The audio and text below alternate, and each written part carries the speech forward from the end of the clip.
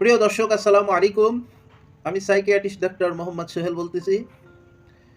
অনেকে আমরা বিচ্ছেদে পড়ি, বিচ্ছেদ হই। আমাদের সমাজে স্বামী-স্ত্রী বিচ্ছেদ হয়ে যায়। বিচ্ছেদের পরবর্তীতে মানসিক স্বাস্থ্য এর পরামর্শ আমি আপনাদের কাছকে দিব।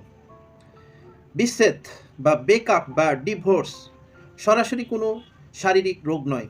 তবে এটি মানসিক স্বাস্থ্যের উপর গভীর প্রভাব ফেলে। বিচ্ছেদের পর অনেকেই হতাশা, ডিপ্রেশন, উদ্বেগ, অ্যাংজাইটি, আত্মবিশ্বাসের অভাব ও একাকিত্বে ভুগতে পারেন। কিছু মানুষের ক্ষেত্রে এটি অ্যাডজাস্টমেন্ট ডিসঅর্ডার বা রিঅ্যাক্টিভ ডিপ্রেশনের মতো মানসিক সমস্যার কারণ হতে পারে। বুঝতে পারছেন?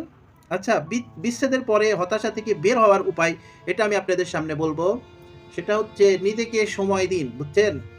কষ্ট হওয়া স্বাভাবিক, তাই নিজেকে অনুভূতি প্রকাশের সুযোগ দিন। সাহায্য নিন, কাছের বন্ধু, পরিবার বা একজন মানসিক স্বাস্থ্য বিশেষজ্ঞের সাথে কথা বলুন। নিয়মিত রুটিন অনুসরণ করুন। সঠিক ঘুম, স্বাস্থ্যকর খাবার এবং ব্যায়ামের মাধ্যমে শরীর ও মন ভালো রাখার চেষ্টা করুন।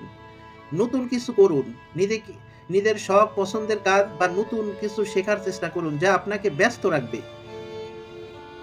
সোশ্যাল মিডিয়ায় থেকে সাবধানে থাকুন। বিচ্ছেদের পর অতিরিক্ত স্টকিং বা পুরনো স্মৃতিতে আটকে পড়া হতাশা বাড়াতে পারে।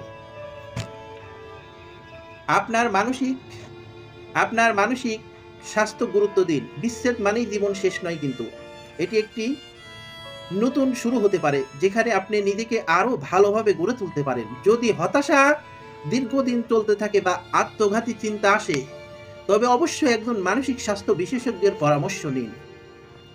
যদি আপনার ভিডিওটি ভালো লাগে, যারা এই ধরনের বিচ্ছেদে পড়েছেন, তারা হতাশায় ভুগতেছেন, তারা আমার সঙ্গে যোগাযোগ করবেন। শুধু পরামর্শের মাধ্যমে আপনারা বিচ্ছেদের এই কষ্ট থেকে আপনারা মুক্তি হতে পারবেন বা মুক্তি পেতে পারেন। ভালো থাকবেন, সুস্থ থাকবেন। আমি সাইকিয়াট্রিস্ট ডক্টর মোহাম্মদ সোহেল।